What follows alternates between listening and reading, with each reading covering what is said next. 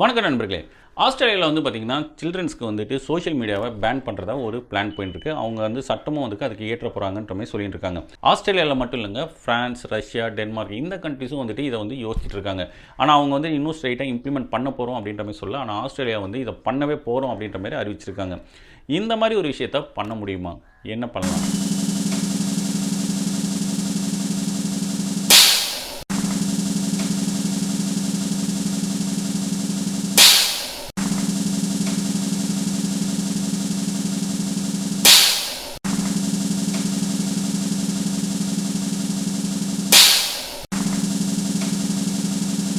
First thing, இப்போ வந்து knife இருக்குதுன்னு வச்சுக்கோங்களேன். கத்தி இருக்குன்னா, கத்தி வந்து ஒரு யூஸ்ஃபுல்லான ஒரு பொருள். நம்மளுக்கு காய்கறி வெட்டலாம், இல்லைனா பழம் வெட்டலாம், இல்லைனா வேறு ஏதாவது கட்டிங்ஸ் ஒர்க்குங்க எதுவாக இருந்தாலும் யூஸ்ஃபுல். ஆனால் அதை வந்து குத்தி கொலை செய்வதுக்கு அந்த மாதிரி விஷயத்துக்கும் யூஸ் பண்ணலாம். அது வந்து ஒரு ஆபத்தான ஒரு செயல். கத்தியில் வந்து 2 டைப்பும் இருக்குது. யூஸ்ஃபுல்லும் இருக்குது, இன்னொரு சைடு வந்து பார்த்திங்கன்னா டேஞ்சரஸும் இருக்குது. ஆனால் வந்து இதை வந்து நீங்கள் யூஸ் பண்ணுறீங்க. இப்போ கிட்ஸுக்கு வந்து என்ன சொல்லுவீங்க? கத்தியே நீங்கள் யூஸ் பண்ணக்கூடாது, பழத்தை வெட்டணுனாலும் நீங்கள் கத்தி இல்லாமல் வெட்டணும் அப்படின்னு சொல்லுவீங்களா? இல்லை எந்த மாதிரி கத்தி யூஸ் பண்ணணும் அப்படின்ட்டு அதுக்கு ஒரு மாற்றாக வந்து கத்தி மாதிரி ரெடி பண்ணி கொடுத்து இதை யூஸ் பண்ண கற்றுக்கோங்க, அதுக்கப்புறம் இந்த மெயின் ஒரிஜினல் கத்தியை யூஸ் பண்ணலாம் அப்படின்னு சொல்லி கொடுப்பீங்களா? நாம கிட்ஸுக்கெலாம் இப்போ என்ன சொல்கிறோம் அப்படின்னு பார்த்தீங்கன்னா, உட்டன் நைஃபு இல்லைனா வந்துட்டு பிளாஸ்டிக் நைஃப் மாரி கொடுத்து அதை வச்சு கட் பண்ணுறதுக்கு அவங்களுக்கு ஃபஸ்ட்டு ப்ராக்டிஸ் கொடுக்குறோம். அதுக்கப்புறம் வந்து ஸ்டீல் நைஃப் வந்து யூஸ் பண்ண சொல்லிக் கொடுக்குறோம். இந்த மாதிரி தான் அவங்களுக்கு எஜுகேட் பண்ணுறோமே தவிர கத்தியை நீங்கள் யூஸ் பண்ணக்கூடாதுன்னு நம்ம சொல்கிறது கிடையாது. ஆனால் இப்போ ஆஸ்திரேலியன் கவர்மெண்ட் இந்த மாதிரி தான் சொல்கிறாங்க, நீங்கள் சோஷியல் மீடியாவை யூஸ் பண்ணக்கூடாது. இதெல்லாம் வந்துட்டு வாய்ப்பு இருக்கா? சோஷியல் மீடியான்றது பாசிட்டிவும் இருக்குது, நெகட்டிவும் இருக்குதுங்க. சோஷியல் மீடியா பாசிட்டிவ் என்னென்னு பார்த்தீங்கன்னா எஜுகேஷன் அண்ட் என்டர்டைன்மெண்ட் இதெல்லாமே ஒரு சில விஷயங்கள் இருக்குது. இது நெகட்டிவ் சைடு டேஞ்சரஸ் சைடுன்னு பார்த்தீங்கன்னா ஹெல்த் இஷ்யூஸ் இருக்குது, அதில் வந்துட்டு அடிக்ட் ஆகிடுறது இருக்குது. இந்த மாதிரி விஷயங்கள், ஈட்டிங் டிஸார்டர்ஸ், அது மட்டும் இல்லாமல் செக்ஷுவல் ஹராஸ்மெண்ட் இந்த மாதிரி விஷயங்களும் வந்துட்டு இந்த இதில் நெகட்டிவ் சைடாகவும் இருக்குது. 2 சைடுமே வந்துட்டு இந்த சமூக ஊடகங்களில் இருக்க தான் செய்து நிறையவே நிறைஞ்சிருக்கு. இதை வந்து பிரித்து அந்த குழந்தைங்களுக்கு வந்துட்டு நம்ம எஜுகேட் பண்ணணுமே தவிர அதை விட்டுட்டு இதை வந்து ஃபுல்லாகவே பேன் பண்ணுறோம். நமக்கு வந்து இப்போ ஒரு என்ன சொல்கிறது, சோஷியல் மீடியாவுக்கு எப்படி எஜுகேட் பண்ண இப்போ ஒரு கத்திக்கு வந்து மாற்றாக பிளாஸ்டிக்லையோ இல்லை உட்டன்லேயோ நம்ம வந்து செஞ்சு கொடுத்த மாதிரி இதில் வந்துட்டு எந்த ஒரு மாற்றம் நம்மளால் உருவாக்க முடியலன்றக்காக தண்டனையை குழந்தைங்களுக்கு கொடுத்தா அது வந்து சரியாக வருமா? இப்படி அவங்க வந்துட்டு பேன் பண்ணுறேன்னு சொன்னதில் வந்து எந்த ஏஜ் வரைக்கும் அப்படின்ற மாதிரி சொல்லலை. ஒரு நார்மலாக வந்து பார்த்திங்கன்னா ஒரு அசம்ஷனில் வந்து 16 இயர்ஸ்க்குள்ளே இருக்கும் அப்படின்றாங்க. ஆனால் இப்போ வந்து பார்த்திங்கன்னா இப்போ இருக்கிற குழந்தைங்களில் 16 இயர்ஸ் ஆகட்டும் இல்லைனா 10 இயர்ஸ் ஆகட்டும் எல்லாருக்குமே வந்துட்டு நெட் இல்லாமல் அவங்களுடைய ரிசர்ச் வந்து பண்ணுறதுக்கும் இல்லை ஸ்டடீஸில் அடுத்த லெவலுக்கு வந்துட்டு மூவ் ஆகிறதுக்கும் சில விஷயங்கள் வந்துட்டு ஸ்ட்ரைட்டாக ஸ்கூலில் சொல்லித்தர மாட்டாங்க. ஆனால் அதில் இன்னொரு ப்ளஸ்ஸாக வந்துட்டு இதில் ரிசர்ச் பண்ணும்போது நமக்கு நிறைய இன்ஃபர்மேஷன்ஸ் கிடைக்குது. அதெல்லாமே வந்து இப்போ நீங்கள் ஸ்டாப் பண்ணுற மாதிரி தான் ஆகுதுன்றது மக்களுடைய கருத்தாக இருக்குது. 16 இயர்ஸ்க்குள்ளே நீங்கள் ஸ்டாப் பண்ணிங்கன்னா ஓகே, இப்படி ஸ்டாப் பண்ணுறதுக்கு நீங்கள் வந்துட்டு சட்டம் ஏற்றுறீங்கன்னே வச்சுக்கோங்க. அதுலேயும் வந்து ஒரு 3 ப்ராப்ளம் இருக்குது. எப்படி கவர்மெண்ட் வந்து இந்த சமூக ஊடகங்களை பிரிக்க போகிறாங்க? அதாவது இப்போ எப்படின்னு பார்த்தீங்கன்னா வாட்ஸ்அப், இப்போ ஒரு மெசேஜ் பண்ணிவிட்டு ஒரு இன்ஃபர்மேஷன் கேட்குது. இப்போ டீச்சர்ஸ்லாம் வந்து நிறைய ஸ்கூல்ஸ்லாம் வந்து பார்த்திங்கன்னா அவங்களுடைய ஹோம்ஒர்க்ஸே வந்துட்டு இந்த வாட்ஸ்அப் குரூப்பில் தான் வந்து அனுப்புகிறாங்க. அந்த மாதிரி இருக்கிற விஷயங்களை எப்படி ஸ்டாப் பண்ணுவீங்க? இப்போ அவங்களுக்கு தேவை அப்படின்னா எப்படி மெசேஜ் பண்ணி கேட்பாங்க? நீங்கள் இப்போ சமூக ஊடகங்கள் ஃபுல்லாகவே ஸ்டாப் பண்ணுறீங்கன்னா வாட்ஸ்அப்பை அப்போ வந்து ஸ்டாப் பண்ண மாட்டிங்களா? இல்லை வேறு எப்படியாவது மெசேஜ் பண்ணுறதுக்கு ஏதாவது ஆப்ஷன்ஸ் கொடுப்பீங்களா? இந்த மாதிரி கேள்விகளும் வருது. இன்னொரு விஷயம் என்னென்னா, இப்போ மேக்ஸ் வீடியோ பார்க்குறாங்க, அந்த பசங்களுக்கு வந்துட்டு மேக்ஸில் ஏதோ டவுட்ஸ் இருக்குது, அந்த சம்மு வந்துட்டு வீடியோஸில் வந்துட்டு போடுறாங்க. அந்த வீடியோவை பார்த்து அவங்க கிளாரிஃபை பண்ணிக்கிறாங்கன்னா அந்த வீடியோவெலாம் நீங்கள் இப்போ ஸ்டாப் பண்ணுவீங்களா? இல்லை அதை வந்துட்டு எஜுகேட் பண்ணுற மாதிரி இருக்கிற வீடியோஸை எப்படி வந்து பிரித்து இந்த மாதிரி வீடியோஸை மட்டும் நீங்கள் பார்க்கலாம், இந்த மாதிரி வீடியோஸை மட்டும் பார்க்கக்கூடாது அப்படின்ற மாதிரி எப்படி பிரிக்க முடியும்?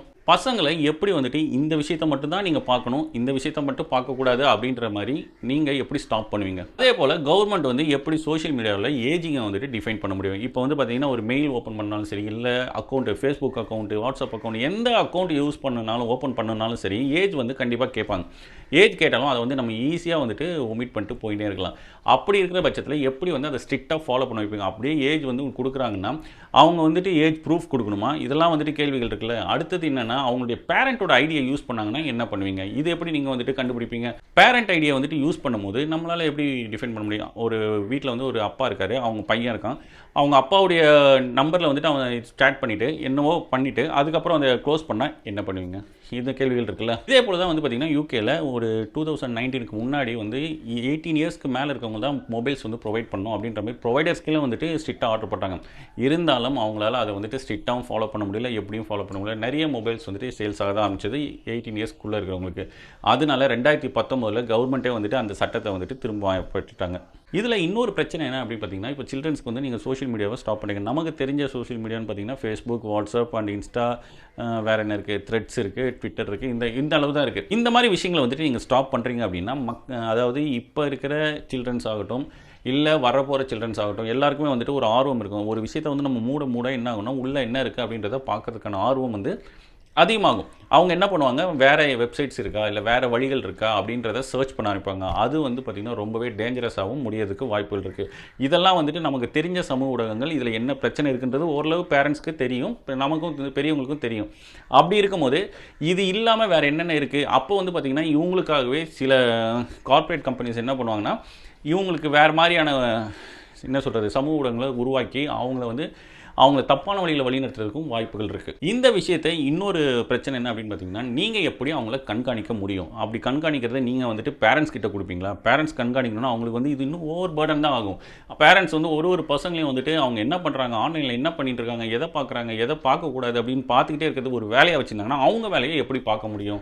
இதுவும் வந்துட்டு நிறைய பேரண்ட்ஸ் கேள்வியாக கேட்குறாங்க. நாங்கள் வந்துட்டு என் சில்ட்ரன்ஸை வந்து அப்படியே ஃபாலோ பண்ணிகிட்டே இருக்கிறது தான் எங்கள் வேலைன்னா, அப்போ நாங்கள் வந்து எப்படி வீட்டுக்கு குடும்பம் நடத்துறதுக்கு, சம்பாதிக்கிறது, எந்த வேலையை பண்ணுறது? இதுவும் வந்து அவங்கள்ட்ட ஒரு பெரிய கேள்வியாக இருக்குது. யூடியூப்பில் வந்து பார்த்திங்கன்னா சில ரெஸ்ட்ரிக்ஷன்ஸ் இருக்குது. இது வந்து யூடியூப்பில் வந்து ஒரு வீடியோஸ் இன்ஸ்டால் பண்ணும்போது என்னென்னா கேட்கும், இது வந்து கிட்ஸுக்காக மேட் பண்ணதா இல்லையா அப்படின்ட்டு அந்த மாதிரி இருக்கும். அதுக்கப்புறம் வந்து இந்த மாதிரி ஹெல்த் பெனிஃபிட்ஸ்லாம் வந்து டீனேஜர் கிடையாது அப்படின்ற மாதிரி சில ரெஸ்ட்ரிக்ஷன்ஸ் இருக்குது. அவங்களே வந்து என்ன சொல்கிறாங்கன்னா, இதை வந்து இந்த மாதிரி கவர்மெண்ட் வந்து இப்படி பேன் பண்ணுறத ஒரு சாத்தியமே கிடையாது, இந்த மாதிரி ரெஸ்ட்ரிக்ட் பண்ணுறது சாத்தியம் இல்லை அப்படின்றாங்க. ஃபைனலி இதில் வந்துட்டு பார்த்திங்கன்னா நம்ம என்ன சொல்ல வரோம்னா, அதாவது ஒரு மொபைலை வந்து பசங்கள்கிட்ட நம்ம கொடுக்கறதுக்கு முன்னாடி பிளைண்டாக நீங்கள் வந்து அப்படியே யூஸ் பண்ணுங்கள் அப்படின்னு கொடுக்கறதுக்கு முன்னாடி எப்படி யூஸ் பண்ணணும், எந்தெந்த இன்ஃபர்மேஷன் போகணும், நம்ம முன்னாடி தான் வந்து மொபைல்ஸ் எடுக்கணும், இல்லை மொபைலே வந்து அதுக்கு தேவையில்லாமல் எடுக்கக்கூடாது. இதெல்லாம் வந்து அவங்களுக்கு எஜுகேட் பண்ணுறது தான் ஒரு நல்ல வழிமுறையாக இருக்கும். பசங்களுக்கு புரிய வைக்காமல் நீங்கள் வந்துட்டு பிளைண்டாக நீங்கள் பேன் பண்ணிட்டோம், நீங்கள் எடுக்கக்கூடாது, மொபைல் நீங்கள் சமூக ஊடகங்களே போகக்கூடாது, பேன் பண்ணிட்டோம் அப்படின்னு சொன்னீங்கன்னா அவங்க வந்து அதுக்கு லூப் ஹோல்ஸ் ஏதாவது இருக்கான்னு தான் பார்க்க ஆரம்பிப்பாங்களே தவிர உங்கள் சொல்படி கேட்பாங்களா அப்படின்றது ஒரு டவுட்டாக தான் இருக்குது. அதனால் பசங்களுக்கு எஜுகேட் பண்ணுங்கள், பெற்றோர்கள் வந்து அவங்க பசங்களுக்கு சொல்லிக் கொடுங்க. வருங்காலங்கள் வந்துட்டு கண்டிப்பாக இதோட டெக்னாலஜி இம்ப்ரூவ் தான் ஆகும். அந்த டைம் நம்ம வந்து டெக்னாலஜியை வந்து இம்ப்ரூவ் பண்ணுறதை அக்செப்ட் பண்ணி தான் ஆகணும். அதே டைமில் அங்கே இருக்கிற நெகட்டிவ்ஸை நம்ம ஹைட் பண்ணி தான் ஆகணும். அந்த நெகட்டிவ்ஸை நம்ம ஒதுக்கிட்டு நல்ல விஷயங்களை தேர்ந்தெடுக்கணுன்றது அவங்களுக்கு எஜுகேட் பண்ணணுமே தவிர மொத்தமாக நீங்கள் யூஸ் பண்ணுறதே பேன் பண்ண போகிறோம் அப்படின்னு சொல்கிறது சாத்தியமும் இல்லை. எனக்கு தெரிஞ்ச வரைக்கும் அது வந்துட்டு பிரச்சனைகளை அதிகமாக தான் ஆக்கும். இதில் உங்கள் கருத்து என்ன, நீங்கள் என்ன நினைக்கிறீங்க? இப்போ வந்து ஒரு கிட்ஸை வந்து நம்ம வந்து சமூக ஊடகங்கள்லேருந்து ஃபுல்லாகவே பேன் பண்ணி ஒதுக்கி வச்சிட்டா சரியாகுமா? அப்படி ஒதுக்கி வைக்க முடியுமா? இல்லை அவங்களுக்கு எஜுகேட் பண்ணி அவங்களுக்கு வந்துட்டு இந்த இது நல்லது விஷயம் இருக்குது, கெட்டது இருக்குது, எதை பண்ணணுன்றதை மட்டும் நம்ம ஓரளவு கூட இருந்து கோஆர்டினேட் பண்ணி அவங்களை வழி நடத்தலாமா? இந்த மாதிரி என்ன விஷயங்கள் உங்களுக்கு தோணுன்றதை கமெண்ட் பண்ணுங்கள். நெக்ஸ்ட் வீடியோவில் பார்ப்போம். பாய்.